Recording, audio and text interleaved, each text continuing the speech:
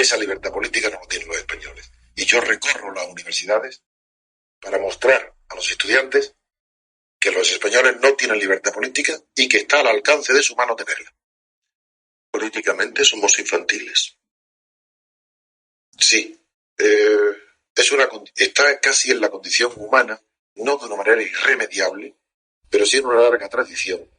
Y esto lo dicen, por ejemplo, un premio Nobel de Economía como Schumpeter, dice claramente que mientras que los hombres, las personas, cuando actuamos en la esfera económica o en la esfera profesional, nos guiamos por normas de conducta más o menos racionales, pero siempre con un cálculo.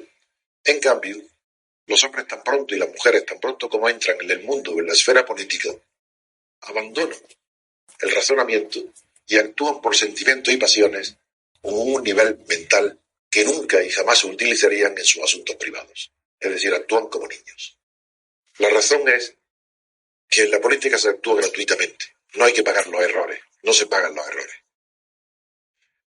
¿Cómo es la revolución que usted pregona, señor García Trevijano, entre los jóvenes universitarios? La libertad política. Empezando porque los jóvenes universitarios tienen que rebelarse contra sus propios catedráticos, que en lugar de enseñarles la ciencia política, lo que hacen es propaganda, falsedad. El estudiante tiene que saber que le están mintiendo dentro de la cátedra, diciéndole que es libertad donde no hay libertad y que es democracia donde no hay democracia, donde no hay democracia. El régimen español no es una democracia formal ni burguesa. Es una oligarquía de partidos, donde 4 señores mandan absolutamente. Y en el Parlamento a quien representa esa oligarquía. Pero en la universidad, que esto lo digan los partidos políticos es normal. E incluso que la prensa lo diga ya no es tan normal, pero se comprende. Pero dentro de la universidad, donde se va a estudiar la verdad y conocer la verdad, que los catedráticos estén enseñando esa gran mentira a los jóvenes, eso no hay derecho. Y yo pido a los jóvenes que se rebelen contra esos catedráticos, que impongan la enseñanza de la verdad. Si cada 30 años hay una revolución, como usted ha dicho hoy en su conferencia en la Universidad de Sevilla, y ya nos queda poco. Muy poco. Hablo de revoluciones que cambian el panorama de la juventud, de los jóvenes. A la del 68, antes fue... Sí, cada 2 generaciones culturales se produce una ruptura, no de padre a hijo, sino una ruptura ya de la cultura generacional. Y eso, según estos datos históricos, pues en el año 98 correspondería a una revolución, o una rebelión, o un cambio generacional, que afectaría de modo decisivo a la política. Como las fechas no son exactas de un año, sino son 2 generaciones, bien se puede producir este año o en el año 2000. ¿Se siente usted Rudy el Rojo? No, ojalá no. No me siento. En primer lugar, Rudy el Rojo era un estudiante muy aventajado, muy listo, pero tenía una formación muy parcial. Tenía una formación marxista y luego estaba influido muchísimo por la escuela de Frankfurt y afortunadamente yo creo que tengo una visión más amplia del mundo y de la vida. Le doy mucha más importancia a cuestiones que entonces se le daban menos y sobre todo lo que yo trato es de una revolución política, la democracia política, es decir, una transformación pacífica de la actual oligarquía en una democracia. Pero no estoy hablando de las revoluciones sociales ni materiales, sino exclusivamente políticas. Pero lo que usted quiere es que los jóvenes le dé la patada al candil. Absolutamente. Así es. Quiero que los jóvenes conquisten la libertad política. ¿Es usted un hombre libre? ¿Se siente un hombre libre? Yo sí. Me ha faltado decirlo hoy porque por la forma en que se ha desarrollado la presentación, la conferencia en la universidad, yo siempre improviso, no llego nunca nada preparado, pero ya que usted me hace una pregunta tan concreta, le voy a decir por qué me siento libre. Yo pienso que la libertad de un hombre puede ser libre en una dictadura. Basta que luche contra ella. Yo luché contra la dictadura. Fue libre bajo Franco. Un hombre puede ser libre en medio de una muchedumbre que no sea libre. Basta que sea capaz de enfrentarse con las modas, con las convenciones y con los tópicos para decirle a esa muchedumbre que no es libre. Y un hombre puede ser libre y sentirse libre siempre que esté dispuesto a decir la verdad, incluso contra la opinión de los que no son libres. Bajo un régimen como aquel actual, que parece que son libertades. Yo me acerco y les digo en público, en la televisión, en la radio, en la prensa, con mis artículos, a los españoles que no son libres, aunque ellos se lo crean. Por eso yo soy libre. El PSOE, señor García Trevijano, nunca ha sido de izquierda, nunca. Después de Franco, no. Desde que está gobernado por los jóvenes del sureste, nunca ha sido de izquierda. ¿Por qué mienten? ¿Porque no creen en su verdad? Por una necesidad. No es que no crean en su verdad, no la tienen. No tienen ninguna verdad en la que creer. Mienten porque todo el sistema político descansa en una mentira. Y como es una mentira muy grande, muy grande, muy grande, la que fundamenta la transición española, para ocultar esa mentira tienen que mentir todos los días en todo lo pequeño, incluso en una rueda de prensa de Bellola. Y además impulsa la economía. No solamente eso, lo ha dicho, sino que es una prueba de que el Estado funciona, de que la economía se reanima, de que da confianza a los inversores extranjeros, y eso prueba cómo una persona inteligente deja de serlo tan pronto como abusa del poder. ¿Pero dónde están los impostores? En el poder. ¿Quiénes son los impostores? Los jefes de partido. Todos los jefes de partido. ¿Pero qué creen? ¿Que somos tontos o es que somos tontos de verdad? No, no somos tontos. En primer lugar, nos desprecian porque no nos necesitan. Ellos se alimentan a sí mismos. Ellos saben que hacen las listas de partido y que el pueblo va a votar sea lo que sea. En realidad no nos necesitan. No piensan que somos tontos, pero sí piensan que somos interesados y cobardes como ellos. Lo que sí piensan es que tenemos mucho miedo, por eso no paran de alimentar el miedo de los españoles. Juegan con nuestras bajas pasiones para que sigamos apoyándolos. Ellos son los que cultivan el miedo. Pero de verdad Roldán va a impulsar la economía. Por Dios. Lo he puesto como un ejemplo de que una persona indudablemente inteligente como Pujol, cuando llega a decir una tontería tan grande como la acaba de decir con Roldán, eso demuestra a qué degradación llega el poder cuando no está legitimado en una necesidad histórica. Y Pujol, hoy con el nacionalismo catalán, no hace más que aprovecharse de la debilidad del gobierno de Felipe González. ¿Cuál es el más grave atentado a la democracia? ¿Los fondos reservados, el GAL, el caso Roldán?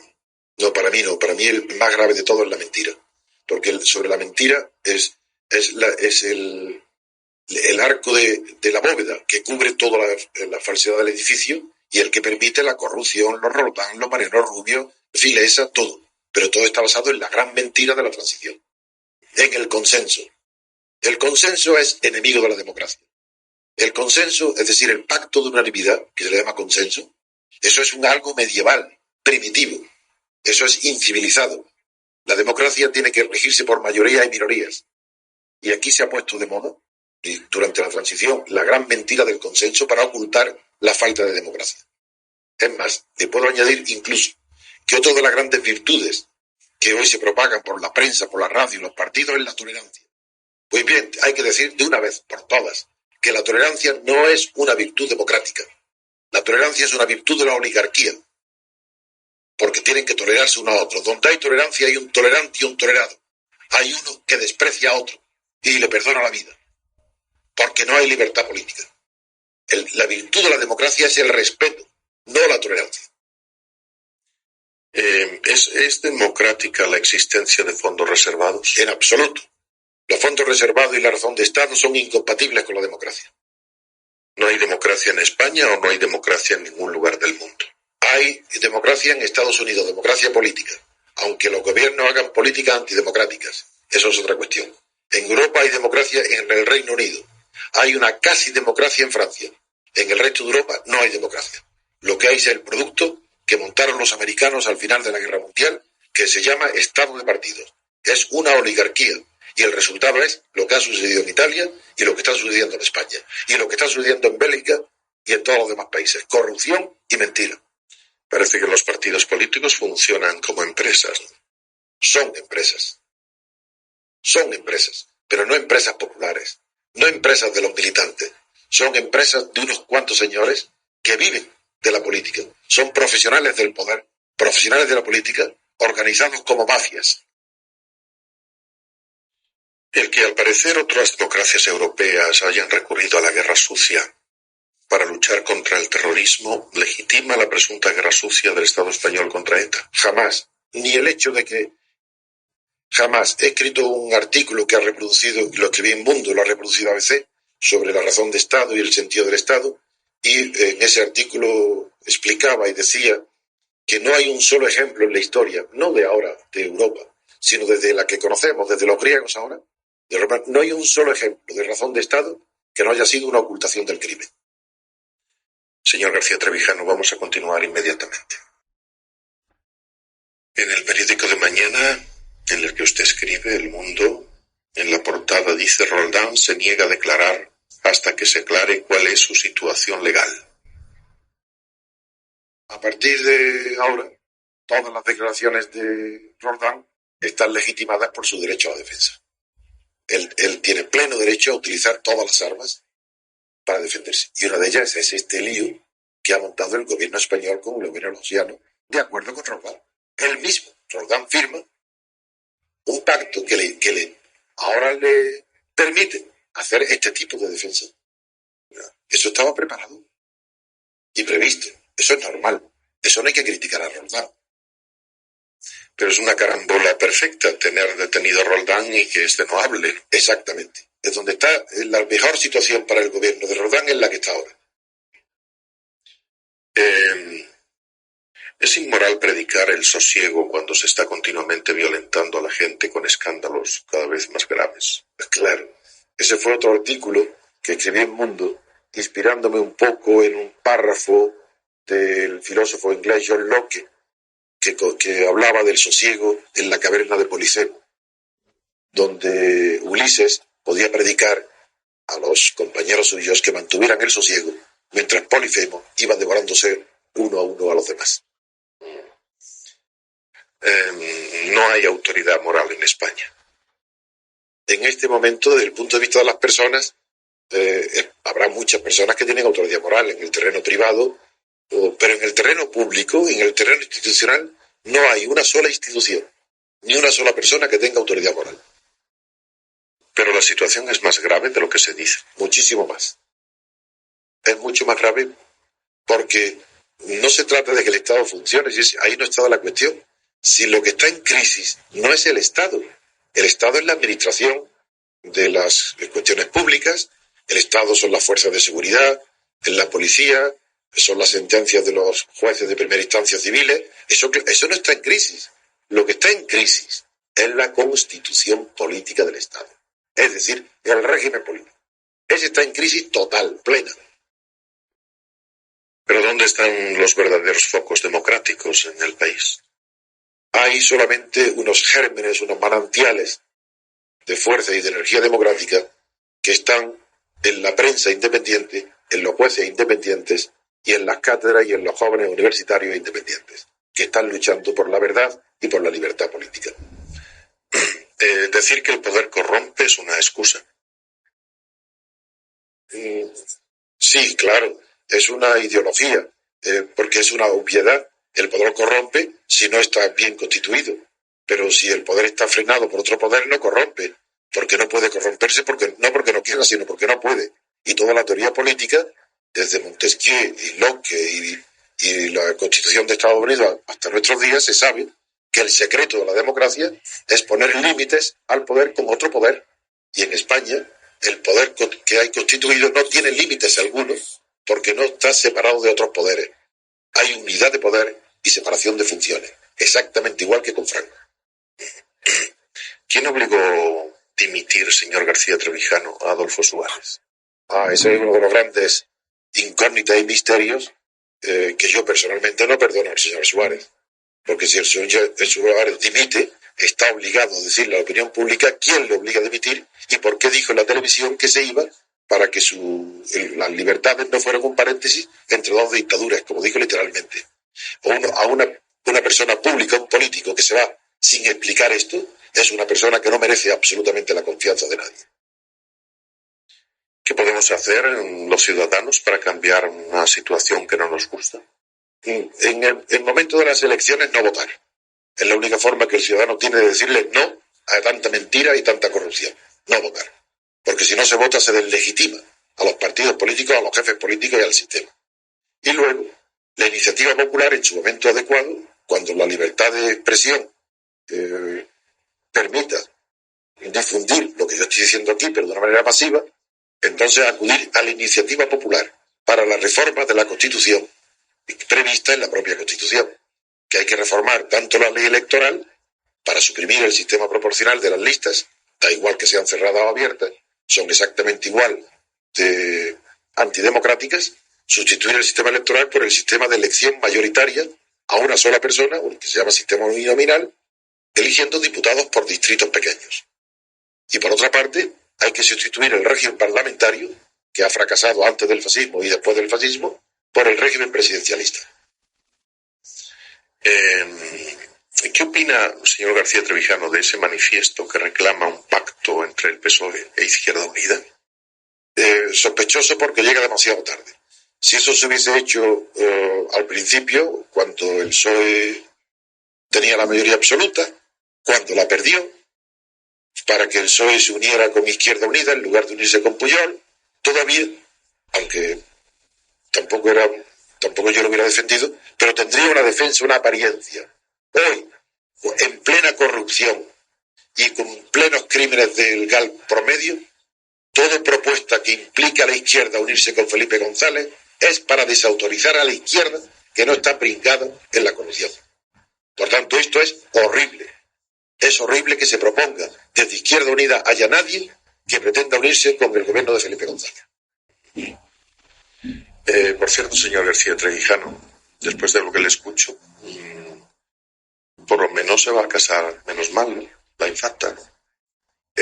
Yo no sé lo que significa menos mal. No sé si la frase quiere decir menos mal que se va a casar la infanta o la infanta se va a casar menos mal.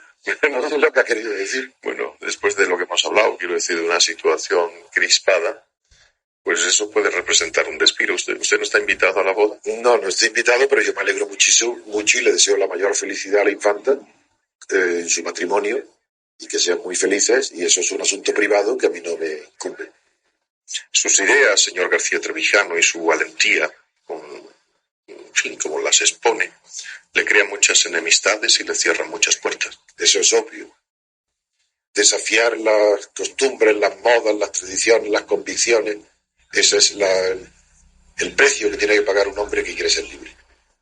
Pero usted no tiene nada contra los partidos políticos. Al contrario, defendí a los partidos políticos bajo el franquismo y volveré a defenderlos cuando su fracaso sea tan estrepitoso que se levanten voces poderosas, no fascistas, pero parecidas a culpabilizar a los partidos políticos, y volveré a defender a los partidos políticos. ¿Pero hay algún partido político en España que se acerque a su idea de lo que debería ser un partido político? Ninguno, porque ninguno defiende la democracia. Izquierda Unida defiende la democracia social, pero participa y defiende la oligarquía o la oligocracia política, en lugar de la democracia política. Usted no vota, por tanto, ningún partido. No voto ningún partido. Solamente he podido votar una sola vez en mi vida, cuando voté contra la OTAN. Ya. ¿Conseguiríamos algo si en unas elecciones, como he dicho antes, dejáramos las urnas vacías? Tengo la absoluta certeza que en menos de 15 días, no vacías, si se abstuvieran de votar el 60% del cuerpo electoral, antes de un mes había una reforma constitucional democrática, porque no podrían resistir los partidos políticos ese vacío, esa elección cívica, ciudadana, pacífica. Ese sería el arma más eficaz. Yo no confío en ella, porque al llegar a las elecciones muchos ciudadanos de buena fe creen que es un deber votar, creen que es un deber político, cuando no se dan cuenta que es una ideología que los engaña. El votar es un derecho político y no un deber cívico. Como es un derecho, no puede ser un deber. Y como es político, no puede ser cívico, porque cívico es lo que pertenece a la sociedad civil, no lo que pertenece al mundo de la política. Y las elecciones pertenecen al mundo de la política. existe el odio? Por la misma razón que existe el amor. Es necesario. Es un sentimiento humano básico, elemental. Porque hay competencia biológica, genética, por la supervivencia.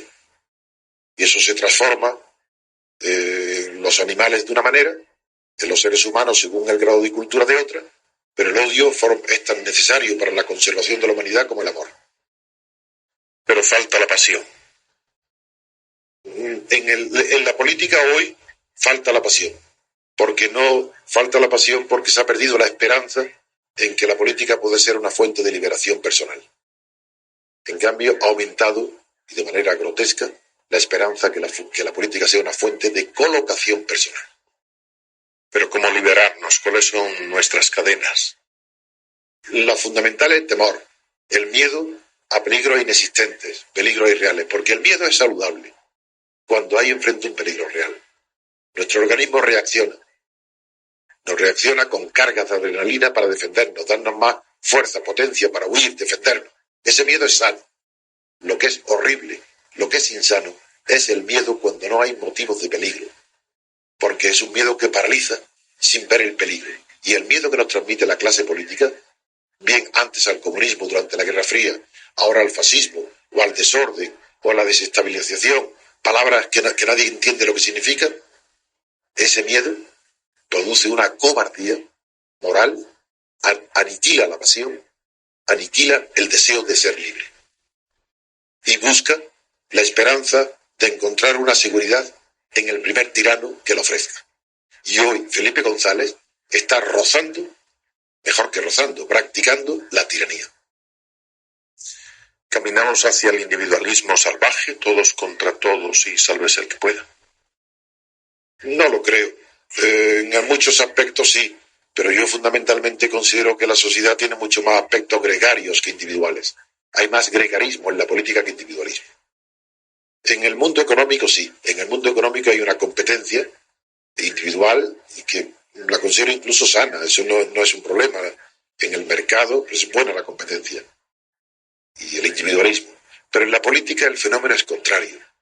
Hay individualismo y hay rivalidad por ocupar en los mandos políticos, en la ambición, pero el pueblo, los votantes, en la oligarquía se comportan de un modo gregario.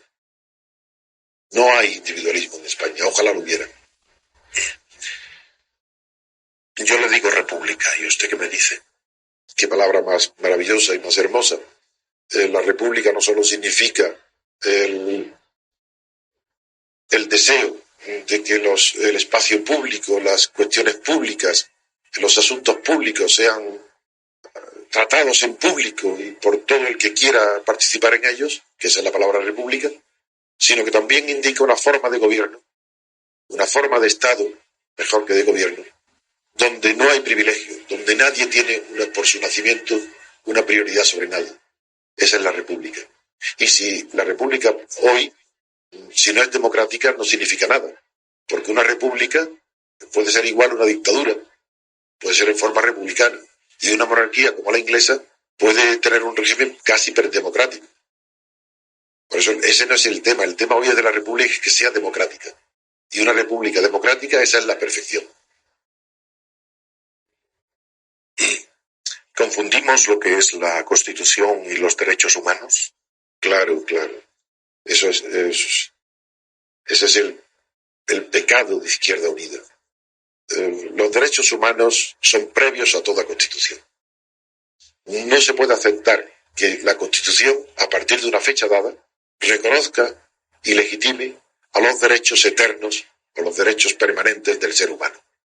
Los derechos humanos fundamentan la Constitución, pero no son la Constitución. La Constitución son exclusivamente las reglas del juego político. El derecho al trabajo, el derecho a la vivienda libre, el derecho al honor, todas estas cuestiones tan fundamentales son previas a la Constitución y no tenían que figurar en la Constitución. ¿Cuál ha sido su experiencia hoy en la Universidad de Sevilla, señor García Trevijano? Ha sido un poco diferente de otras universidades españolas.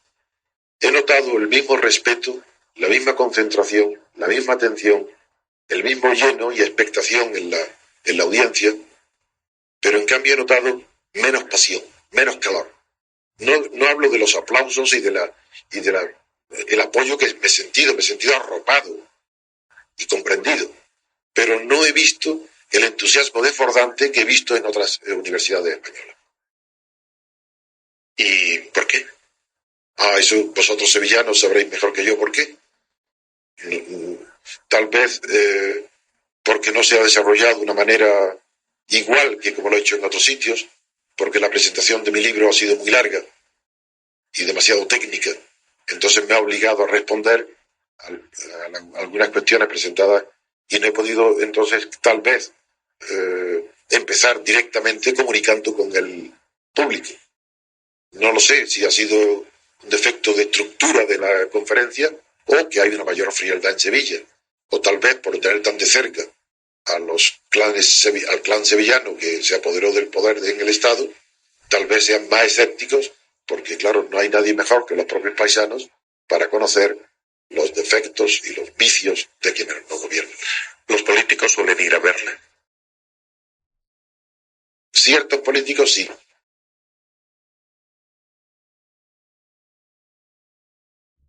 Artesanos les quitó la propiedad de sus herramientas y los obligó a trabajar de peones o de capataces en las fábricas. Entonces el anarquismo es un movimiento reaccionario porque mira hacia atrás. El anarquismo quiere recuperar la propiedad de los medios de producción. Por eso el eslogan del anarquismo es la propiedad de los medios para quien la trabaja. Propiedad de la tierra para quien la trabaja, por la propiedad. Es decir, recuperar lo que había perdido. El anarquismo sueña en una edad de oro perdida. Mira hacia el pasado. Y el anarquismo es impracticable porque la genética humana, en la genética humana de poblaciones, está la necesidad de unas relaciones de mando y obediencia que el anarquismo trató de desconocer y por eso terminó su aventura de una manera trágica. Pero yo admiro a los anarquistas como individuos, porque como individuos tuvieron una gran personalidad y una gran ética y una gran honestidad, pero como movimiento político lo consideré siempre una utopía y nunca he defendido ni soy anarquista. ¿En qué cree usted? Yo creo en la libertad, fundamentalmente en la libertad. Creo en las pasiones profundas del ser humano. Creo en el amor. Creo en la ambición. Creo en la vida. Creo en la evolución. No porque tenga un destino, la evolución prefijado, sino porque son fuerzas maravillosas que dejan atónito a quien las contempla operar en la naturaleza y en la historia. ¿Y cree en el hombre? Creo en el hombre y creo en la mujer. Sí, yo soy optimista. Yo no estoy guiado por una filosofía o por una antropología del pesimismo. Yo soy optimista. ¿Qué sabe el hombre que más sabe? Hombre, lo tópico sería responder como con Sócrates, que sabe que no sabe nada, pero eso no es verdad. Eso es una hipocresía. El hombre que más sabe es consciente de sus limitaciones, de las limitaciones del saber. Pero sabe que la ciencia ha dado un paso de gigante en los últimos 100 años. Sabe que la técnica tiene un poder inmenso para hacer felices o desgraciados los hombres. Y sabe, el hombre que más sabe que el poder de la ciencia y de la técnica, como del dinero, está utilizado y manejado por las fuerzas que dominan los estados, es decir, por el poder político. Y sabe que eso no lo domina la sabiduría ni el conocimiento, que ya es saber bastante eso. El pueblo tiene muy mala memoria. No quiere tener memoria, no quiere. La sucesión de noticias en los periódicos, la televisión, la manera de vivir al día, hace no que se olvide lo que pasó el día anterior, sino que lo que sucede hoy tapa, deja en silencio lo que sucedió ayer. Pero no es que no tenga memoria.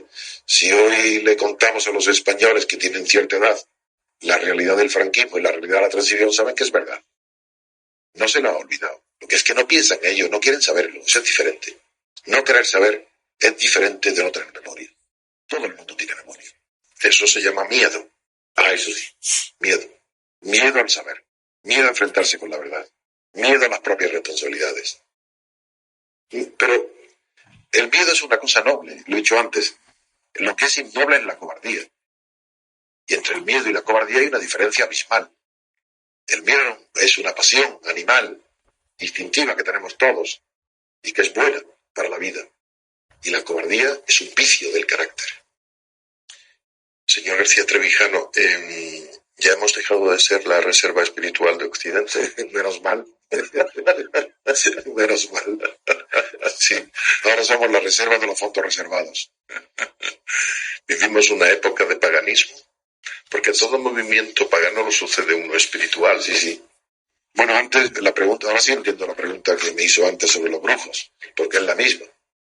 Dicho de otra forma, de otra vertiente del paganismo. El paganismo en el sentido de que nadie cree en nada, sí. Pero paganismo en el sentido de que no se cree en las religiones, no, porque hoy hay un aumento de las creencias religiosas. ¿Pero usted no cree que la corrupción forma parte de nuestras costumbres? No la formaba, pero ahora sí. Pero como es muy reciente la costumbre, estamos a tiempo todavía de impedir que arraigue y se convierta ya en una forma de ser.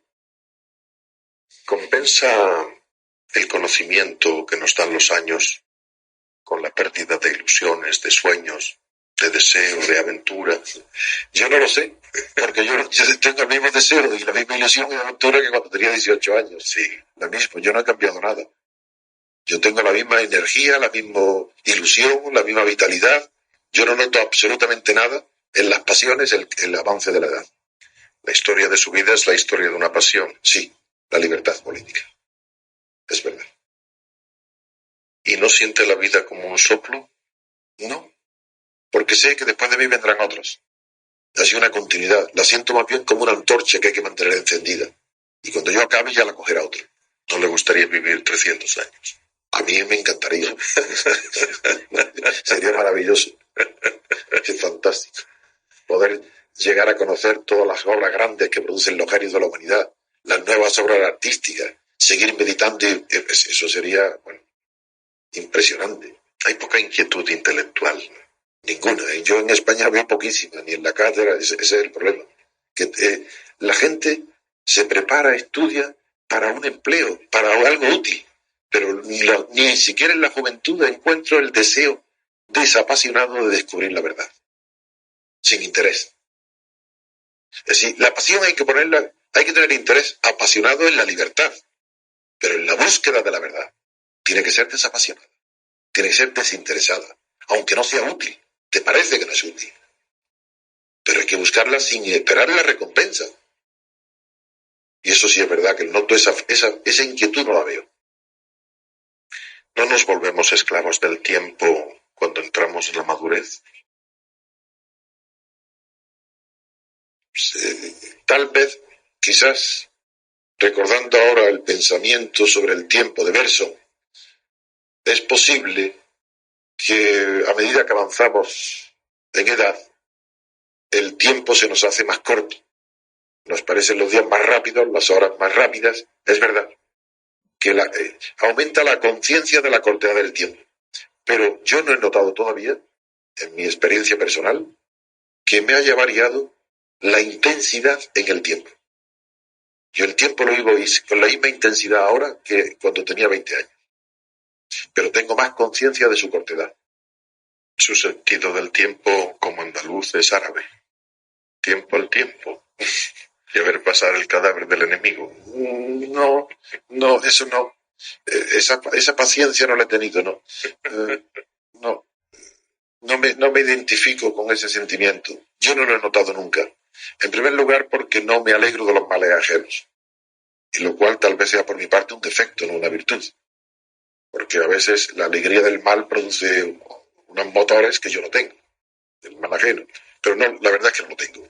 Y segundo, que yo no creo nunca que la calma, la inacción, la falta de acción política resuelva los problemas. El simple paso del tiempo para ver pasar lo que esperas que pase, yo creo que es un fatalismo propio de pueblos árabes, pero impropio de una persona que vive como yo, apasionada por la conquista de la libertad política para su pueblo.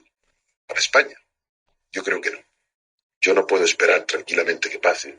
Ni me alegro del hundimiento del filipismo, ni de la corrupción. No me alegro. Lo sabía que iba a pasar. Lo tenía previsto, lo tengo escrito hace 17 años y publicado. Porque lo que pasa es lo normal, no hay un abuso. Lo que hay es el poder que se ha instalado. No porque haya un abuso personal. ¿Cuáles han sido sus mejores años? Mis mejores años. Es muy difícil de responder a esa pregunta. Yo he tenido una infancia bastante feliz, porque hemos sido 8 hermanos, familia numerosa, y mi infancia ha sido feliz. La juventud de estudiante también ha sido buena. En el matrimonio también he tenido mucha suerte, los hijos. Es muy difícil responder. Es decir, mis mejores años, pues si le digo la verdad, quizás sean estos. Porque en esto resumo y recojo el fruto de tantísimos años de estudio, meditación, y tal vez me dé una serenidad mayor para comprender los defectos y los taras de la humanidad. Hace que no me desespere, que tenga una comprensión más larga de la historia. Pues tal vez quizás sean ahora mis mejores años. ¿Nunca se ha sentido huérfano de Dios? No, ¿Huérfano sin Dios? No, nunca me lo he sentido porque nunca lo he necesitado. Se puede vivir sin Dios. Yo nunca lo he necesitado. No sé lo que es esa necesidad, pero comprendo que otros la sientan. Lo entiendo muy bien. Pero ¿no es cierto que cuando Dios desaparece, el hombre lo sustituye por otros dioses, el dinero, el sexo, las drogas, la magia, incluso Satanás? Es verdad. Es verdad que el hombre tiene necesidad siempre de sentirse como... Hay un instinto de trascendencia. Sí, como un instinto de dependencia más que de trascendencia. De dependencia a algo superior a él. Al trueno o al animal o al tabú, al totén, a Dios, a la religión. Sí, es verdad. Pero cuando se pone el dinero ya es otra cosa. Eso es un instrumento. Nadie adora al dinero como a Dios. No. Ni siquiera el usurero. El usurero, ni el Shylock, o el avaro de Balzac, ni el Gosset, no ponen esos son frases de los literatos, pero que no obedecen a la realidad de la psicología. A Dios lo sustituyen otros tipos de dioses, como estos que he nombrado. A Dios lo sustituye también el Estado, la idolatría del Estado, la estadolatría, que la llamo yo en mi libro. Esos son los dioses de nuestro tiempo. Eso sí. Pero usted tiene claro que la vida comienza y acaba aquí. Tengo clarísimo que la vida comienza y acaba aquí. Es muy, muy duro reconocer eso. Todo lo contrario. Es la mayor alegría que uno puede tener. Saber, aceptar, reconocer, ver la maravilla que implica la existencia en este planeta pequeño del universo, donde naces con la misma naturalidad que una planta o con un animal, y que mueres igual que una planta y un animal, fecundando lo que queda, es una maravilla y un placer extraordinario intelectual. Pero ¿no le asusta pensar que tras la muerte solo hay vacío, olvido, nada? Al contrario, le digo. No solo es que nos asusta, es que da confort moral, seguridad, tranquilidad de espíritu, saber que después no hay nada. Es que si supiera que después hay algo, eso no lo puedo ni imaginar siquiera, pero en fin, puesto en el trance de imaginar que hay un infierno o una gloria, sería lo mismo, sería una condenación eterna. Sería algo insoportable, el infinito. Pero hay que ser valiente para ser ateo. Con uno mismo, puede ser al principio cuando eres joven. Después hay que ser muy valiente para creer en Dios.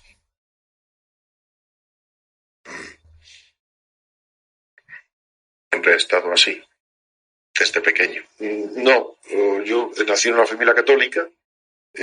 Hasta los 20 años, mi evolución moral y espiritual comenzó, 18, 19, 20 años, y 21 desde entonces ya pienso así, sí. En una pintada leí, Dios ha muerto, Marx ha muerto, y yo me estoy poniendo muy malito. Eso habría que felicitar el autor de esa pintada. Es una maravilla. El sentido del humor es extra. ¿Qué ha fracasado, la idea o la práctica? Ha fracasado la práctica, porque la idea siempre es posterior a la práctica. Y como la práctica es mala, las ideas que hay son malas. Las ideas que circulan son siempre las malas ideas de las prácticas malas vencedoras. Las ideas son siempre consecuencia de un hecho anterior. Y mucha preocupación, hay muchos miedos, hay mucha inseguridad. Perdón, no sé si te había preguntado si vivimos una época pagana. Sí, me lo has preguntado. Y dije que era la pregunta hecha al revés, pero con el mismo sentido que la de los brujos. Ya. ¿Qué cree que va a pasar con todo lo que está pasando, señor Trevijano? Yo creo que habrá una salida que no puede durar eternamente. Y creo que si no se hace nada, duraría. Pero forzosamente se va a hacer algo. No, aunque yo no existiera, aunque no tratara yo de coordinarlo, de inspirarlo, de convocarlo, llamarlo. Los jóvenes, los periodistas, la prensa, la cátedra, van a surgir por todas partes necesidad de sanear, de moralizar, de conquistar la libertad política, de presentar a España en el mundo ya de una vez como un país moderno y decente. ¿Desde cuándo no habla con Felipe González? Desde el año 76, desde el mes de julio o agosto del 76, antes del referéndum de la reforma política. Desde entonces no lo he vuelto a ver. ¿Qué le aconsejaría si le escuchara? Nada. Primero porque es inútil aconsejar a una persona como Felipe González. No se deja. No, que no sirve para nada. La prueba ya ha tenido Garzón y Velaos para demostrarlo. O es inútil o corrompe a quien le aconseja. Entonces, por si acaso, hay que mantenerse lo más lejos posible de él. ¿Cómo se imagina el futuro? ¿En totalitario o solidario? Ni una cosa ni otra. Totalitario no, porque es una palabra que afecta al Estado y hoy es imposible durante muchísimos años que pueda volver a presentarse una forma de totalitarismo bien bajo una idea fascista o bien bajo una idea comunista. Eso es imposible.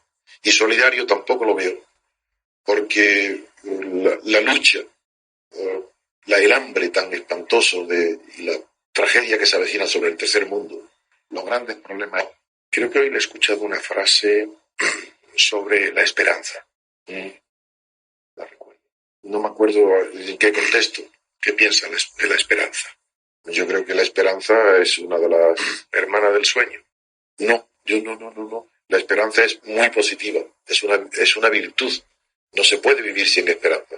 Por eso hay que crear motivos reales para que la esperanza no sea ilusa. O sea, lo que es horrible, lo que es hermana del sueño, es la esperanza ilusa. Es la ilusión. Porque no es real. Pero la esperanza real, como la esperanza que tiene un joven de 10 años convertirse en un hombre, o una niña convertirse en una mujer, eso son esperanzas reales. Y eso es una maravilla, ser las ilusiones que fundamentan. Que es lo mismo en la vida política. Hay que tener un programa, una constitución, una forma, unas instituciones que permitan tener esperanza real en el progreso. ¿Usted le pide esperanza a los que nos escuchan? Yo sí. Yo pido que pidan esperanza, pero no en el sistema actual. Que tengan confianza y esperanza en que la libertad política va a llegar a tenerla los españoles. Pero claro, también tienen que ayudarse a conquistarla. Tienen que tener conciencia, tienen que tener libertad, tienen que tener inteligencia para saber que los caminos que se le ofrecen para conquistar la libertad son escasos y los que se presentan hay que aprovecharlos. Uno de ellos es, por ejemplo, absteniéndose de votar en las elecciones, pero otro es acudiendo a iniciativas populares para la reforma que están actualmente denunciando la corrupción, apoyando a los jueces que están persiguiendo a los delincuentes, apoyando a las personas que están luchando por la libertad. Con eso se dignifica. Señor García Trevijano, a partir de este momento estoy seguro que me volverán a pedir su entrevista grabada. Eso debe ser que hay muchos republicanos. Más bien, no, ojalá fuera verdad, no, yo creo que más que haya republicanos, lo que la mayor parte, al menos pasó también con las emisiones de La Clave de José Luis Balbín. Lo que yo creo que llama más la atención de mis intervenciones en los espacios públicos es la sinceridad.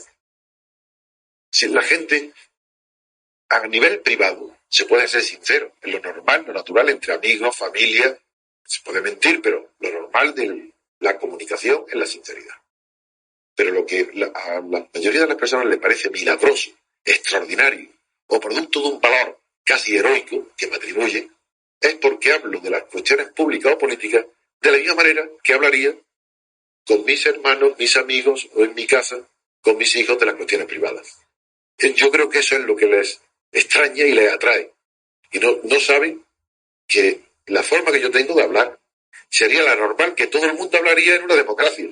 Hablaría todo el mundo como yo. No sería extraño, sería lo lógico. No hablar como hablo yo es mentir. La verdad es lo que mejor se vende. Yo lo creo, sí, lo creo. Pero siempre que se habla de la verdad, yo quiero siempre corregir para no confundir que la verdad de la que yo estoy hablando es la verdad como concepto contrario a la mentira, pero no de la verdad como contrario al error. Eso es otra cuestión distinta. Si se trata de hechos, que es de lo que yo hablo de hechos. Como si hablamos del régimen actual, son hechos. Yo digo la verdad. Y digo, el que diga lo contrario de lo que estoy diciendo yo, miente. Porque son hechos. Como ahora, es como si dijera, ahora estoy en el despacho, en la plataforma, en la radio de Jesús Quintero. Bueno, pues, si alguien me dice, eso, lo mismo, cuando describo el régimen político es lo mismo. Quien diga lo contrario de lo que yo digo, está mintiendo. Porque yo describo más que aquello que veo y que todo el mundo puede ver si tuviera la misma valentía de decir lo que está viendo. En cambio, jamás me oiréis nadie decir a mí que estoy en posesión de la verdad de las opiniones. En cuanto yo emito opiniones, me puedo equivocar como todo el mundo. Y yo no soy incompatible con el error. Y no pretendo estar en posesión de la verdad cuando opino. Pero cuando describo hechos, lo hago como un científico. Y ahí soy dogmático, absoluto. Y no admito que me lleve nadie a la contraria si no le digo, usted miente. Porque solo me limito a describir hechos. La verdad os hará libres. Esa frase es enigmática. Porque no sé si se refiere a la verdad descriptiva de los hechos o a la verdad moral, a la verdad de opinión. Como no especifica los dos, es peligroso. Es una frase peligrosa. Pero lo que sí sé es que la verdad, como contraria a la mentira, es lo único que hay revolucionario en la política. Pero ¿no será que el líder surge porque le dice a la gente lo que la gente quiere escuchar? Yo creo que al contrario, ese es el demagogo. El demagogo, exactamente usted lo acaba de definir. El líder es aquel que transmite a los demás su propia opinión y su solución o su fórmula para salir de una situación difícil, aunque los demás opinen lo contrario. Y a fuerza de acreditar con su acierto que él ve mejor la realidad que los demás, se convierte en un líder al que sigue. Pero el líder no busca nunca que el aplauso, ni el apoyo, ni la comprensión de los demás. Por ejemplo, voy a poner, un líder fue de Gaulle. Cuando Pétain y los alemanes invaden Francia y Pétain se entrega, un solo hombre de Gaulle se va a una emisora como esta tuya, a Londres, y él solo dice, Francia no está vencida, la guerra la continuamos la resistencia. Ese hombre estaba hablando en contra de la opinión del 90% de los franceses que estaban encantados en haberse entregado a los alemanes y acabar la guerra. Ese es un líder. Ese es un líder. Ese no es un demagogo. ¿Por qué será que cada vez que hay un golpe lo primero que toman es el micrófono, no? No vayan a tomártelo antes de tiempo. Lo tomen después, bueno, pero antes no. Por ejemplo, la más cercana, la de los claveles, ¿no? Sí, claro. Con Grándola Vila Morena. No, porque en el mundo moderno, las ondas, las radios, la prensa y la televisión equivalen a las policías o a las guardias armadas de la antigüedad. O el poder lo tiene quien maneja las armas. transmitir mensajes. Sí, pero nuestra obligación es transmitirla, cambiar ese destino por un destino de transmisión de mensajes de paz y de comunicación. Micrófono, estos cables, esos magnetófonos y todo lo que en una emisora es frío, convertirlo en un elemento sensible. En comunicar emoción, comunicar la persona que está hablando, en este caso Jesús Quintero, los que vengan, tienen que llegar al oyente no como algo extraño a ellos que les llega por el aire y que dicen cosas de las que ellos unos saben y otros no. No, tienen que sentirse que están viviendo algo de unas pasiones que ellos comprenden. Y que lo comunique. Eso sería... No, la gran tragedia, yo pienso que la gran tragedia personal de Jesús Quintero es que yo creo que es el mejor comunicador, pero es que es el mejor comunicador cuando se calla, en los silencios, lo que es tremendo. Es decir, es algo, preguntas, déjase inquieto, pero son tus silencios los que obligan al que tiene que responder a concentrarse y a saber que o dice una tontería mayúscula, o se calla, o tiene que decir la verdad. Porque son silencios casi acusadores, aunque yo sé que por tu parte son indagadores. Pero son casi como los silencios de un juez que pregunta y se calla. Prefiero que sea juez a policía. García Trevijano. Gracias.